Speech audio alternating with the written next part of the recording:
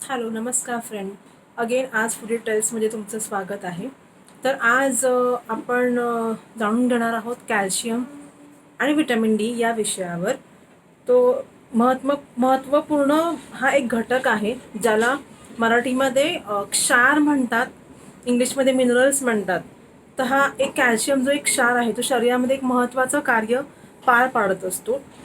तर जनरली आपण नेहमीच आजकाल ऐकतो की हिमोग्लोबिन कमी झालं आहे, कॅल्शियमची कमतरता आहे, विटॅमिन डीची कमतरता आहे. तर कॅल्शियम शरीरामध्ये काम कसं करतं? तर कॅल्शियम मेनली आपल्या हाडांच्या फंक्शनिंगसाठी महत्त्वपूर्ण काम करतं. हाडांच्या बळकटीसाठी, बोन्सच्या स्ट्रेंथसाठी काम करतं.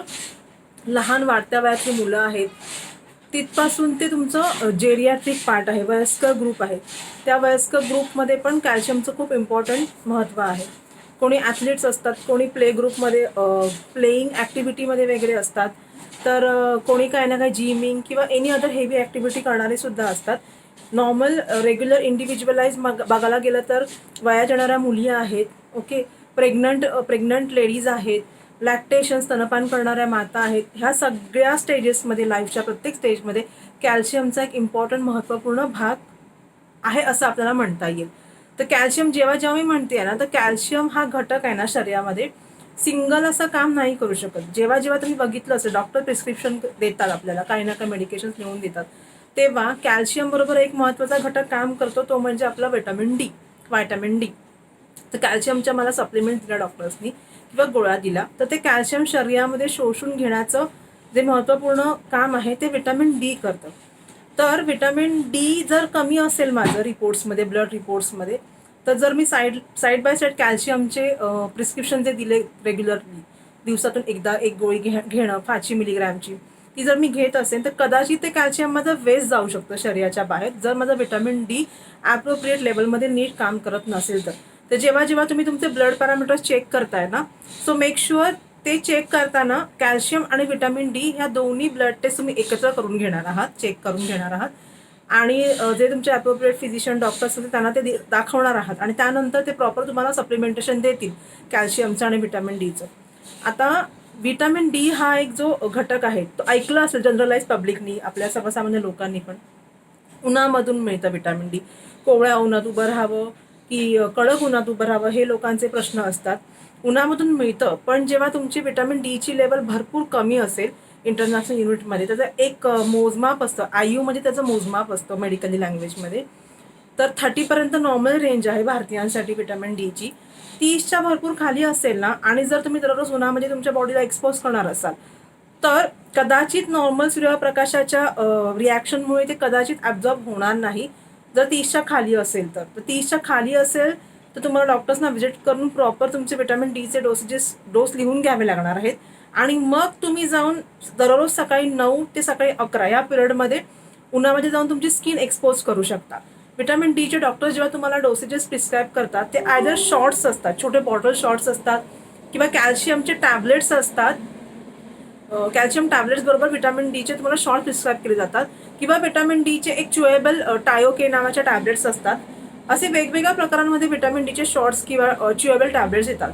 आणि विटॅमिन डीच्या बाबतीत एक महत्त्वाचं लक्षात घ्या, विटॅमिन डी दररोज नेहमी घ्यायचं नसतं. जसं कॅल्शियम मी नेहमी घेते 500 मिलीग्राम दिवसातून एकदा, तसं विटॅमिन डी ना वीकली एकदा देतात, आठवड्यातून एकदा घ्यायला देतात. असे 7 ते 8 आठवडे तुम्हाला विटॅमिन डीचे देणार, त्याबरोबर 2 ते 3 महिन्याचा तुमचा कॅल्शियमचा डोस पण पूर्ण होऊन जाणार. सो मेक शुअर तुम्ही विटॅमिन डी घेताय, तुमच्या कॅलेंडरमध्ये, मोबाईल्समध्ये तुम्हाला रिमाइंडर्स लावून ते वीकली शॉर्ट्सच घ्यायचे, किंवा तुमचे जे च्युएबल टॅबलेट्स असतील ते घ्यायचे. तुम्ही खूप सारे प्रोडक्ट्स बघितले असतील कशा कशामध्ये मला कॅल्शियम आणि विटॅमिन डी आढळणार आहे. सप्लिमेंटचा भाग तर झाला. जेव्हा तुमचे बोन्स खूप वीक आहेत, बोन्स खूप नाजूक आहेत, फ्रॅक्चर झालेले आहेत, काही ना काही बोन्सच्या सर्जरी झालेल्या आहेत, अशा केसेसमध्ये मी वाट नाही बघू शकत की मी पेशंट्सना किंवा काहीतरी खायला देईन, नॅचरल गोष्टींवर भर देईन, आणि मग त्यांच्या बोन्सना ते ॲब्झॉर्प्शन विटॅमिन डीचं आणि कॅल्शियमचं मिळेल. त्या इमर्जन्सी वेळेला तुमचे सप्लिमेंटेशनचे टॅबलेट फॉर्ममध्ये असणार आहेत, तेच काम करणार आहेत, किंवा टॉनिक फॉर्ममध्ये असणार आहेत, जे सप्लिमेंटरी घटक तेच काम करणार आहेत. खाण्यामध्ये पण आपण घेऊ शकतो. दर माणसामागे, प्रत्येक माणसाच्या ॲक्टिव्हिटीप्रमाणे विटॅमिन डी आणि तुमची कॅल्शियमची रिक्वायरमेंट आहे. आपण रेकमेंडेड डेली अलाउन्स जो म्हणतो भारतीयांना लागणारा, किंवा जनरली कुठच्याही गोष्टीत पब्लिकला लागणारा, तो वेगवेगळा असणार आहे. सो जनरली 1000 मिलीग्रॅम कॅल्शियम दर दिवसाला आपल्याला घ्यायचं आहे.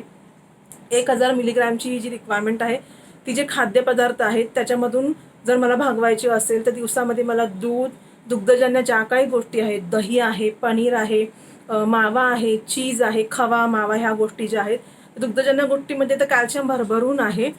तुम्ही तिळाबद्दल ऐकलं असेल, जिंजली सीड, तीळ आहे, नाचणी सत्व आपण म्हणतो, रागी किंवा नाचणी म्हटलं जातं, बदाम आहे, शेवग्याच्या शेंगा ऐकल्या असतील, शेवगाच्या शेंगांची पानं असतात, ह्यामध्ये पण खूप सारं कॅल्शियम आहे.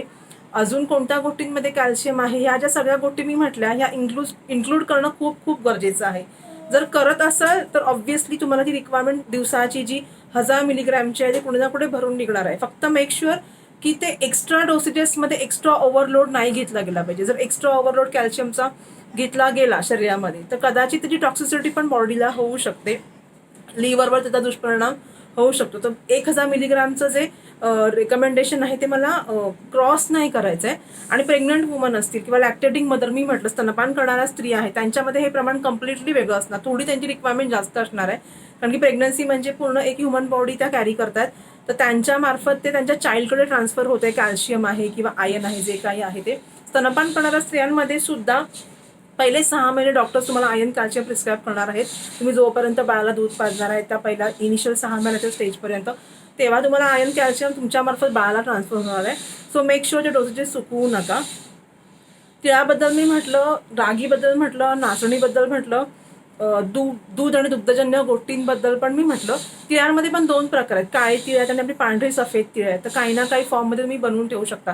जसं मी जवस वगैरे म्हटलं, फ्लॅक्सीड म्हटलं, ह्या गोष्टींमध्ये पण कॅल्शियम भरभरून आहे. तो आपण फ्लॅक्सीड आहे, तिळाच्या बिया आहेत किंवा थोडासा ओवा वगैरे हे एकत्रित मिश्रण भाजून एक काचेचा कंटेनरमध्ये बनवून डेली घेऊ शकतो. आणि आपण जेवल्यानंतर ॲज अ मुखवास वगैरे म्हणून घेतो तोंडी लावण्यासाठी, जस्ट थोडंसं बडीशोप सारखं, ते तुम्ही 1 ते 2 चमचे डेली घेऊ शकता. लहान मुलांची जी तुम्ही सत्व बनवता त्यांना द्यायचं असेल तर नाचणी सत्व आहे, नाचणीचे लाडू आहे, त्याच्यामध्ये तुम्ही तीळ, बदाम हे कुठे ना कुठे फॉर्ममध्ये ॲड करू शकता, सो दॅट त्यांना त्यांचं कॅल्शियम रिक्वायरमेंट दिवसाचं मिळणार आहे. नाचणीचा डोसा चांगला बनतो, रागी नाचणीचा. नाचणीची रागीची चपाती चांगली बनते. काय ना काय भाज्या ॲड करून पण आपण डोसे किंवा चपात्या करू शकतो. ह्या गोष्टी कुठे ना कुठे इनोव्हेटिव्ह पद्धतीने केल्या तर मुलं पण त्यांचा जी डेलीचा डोस आहे तो पूर्ण करू शकतात. ओके. अळूची भाजी ऐकली असेल, कलोकेजिया लीव्स, अळू, ह्याच्यामध्ये पण आहे कॅल्शियमची जी भरपूर मात्रा आतमध्ये आहे, पण ती सगळ्यांनाच आवडेल भाजी हे एक प्रश्नचिन्ह आहे. सो जे अळू ज्या फॉर्ममध्ये आहे त्या फॉर्ममध्ये भाज्या वगैरे करून तुम्ही घेऊ शकता. तर व्हिटॅमिन डीचे सोर्सेस आपण बघायला गेलं तर नॅचरल व्हिटॅमिन डी, सूर्यप्रकाशाची जी वेळ मी सकाळी म्हटली 9 ते 11 ह्या वेळामध्ये तुम्ही जाऊन ते एक्सपोज करायचं आहे सनलाईटमध्ये, सूर्यप्रकाशामध्ये स्वतःच्या बॉडीला. ज्या वेळेला तुम्ही जाणार असाल तुमच्या टेरेसवर किंवा तुमची गॅलरी वगैरे असेल त्यावेळेस लक्षात घ्यायचं आहे की तुम्हाला तुमच्या स्किनवर बेसिकली सनस्क्रीन नाही अप्लाय करायचं आहे. कुठचीही टाल्कम पावडर, जी मेकअप पावडर वगैरे तुम्ही जे काय अप्लाय करणार असाल, मॉइश्चरायझर अप्लाय करणार असाल, काही अप्लाय नाही करायचं आहे.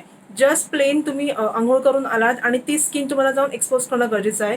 प्लस अजून एक गोष्ट, फुल स्लीव्स ते त्यावेळेला तुम्ही कपडे पण नाही घालू शकत.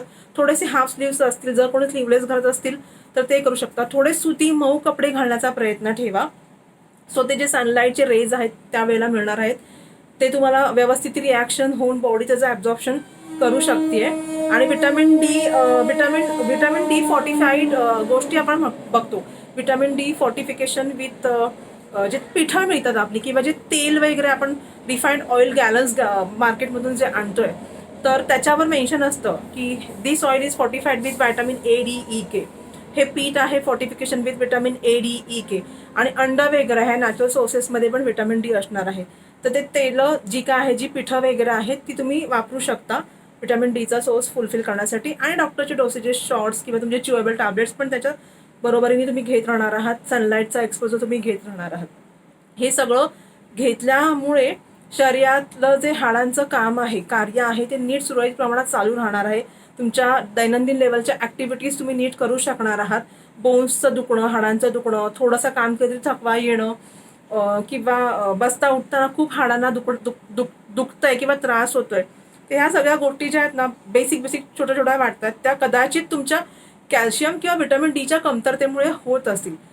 सो प्लीज मेक शुअर की तुम्ही तुमचे लेवल चेक करून घ्या. एक आपण प्रोफाईल करतो ना, आपलं हेल्थ चेकअप करतो आपण दैनंदिन रुटीन लाईफमध्ये, एक 6 महिन्यातून एकदा, वर्षभरातून 2 वेळा. जे काही ऑथोराइज लॅबोरेटरी किंवा हॉस्पिटल्स असतील त्यांच्यामध्ये पॅकेजेस असतात. तर जा आणि तुमचं हेल्थ चेकअप करून दररोज मधल्या तुमच्या पिरियडिकली करून घेण्याची सवय ठेवा. सो आपल्याला पण लक्षात येतं की बॉडी इंटरनली सिस्टीममध्ये काय थोडेसे प्रॉब्लेम्स येत असतील तर आपण त्यांना करेक्ट करू शकतो. जर येत असतील तर करेक्ट करू शकतो योग्य आहार, योग्य मेडिकेशन्सच्या जरुरीने. तर हे सगळं जे काय होतं ते कॅल्शियम, व्हिटॅमिन डी बद्दल. थँक्यू.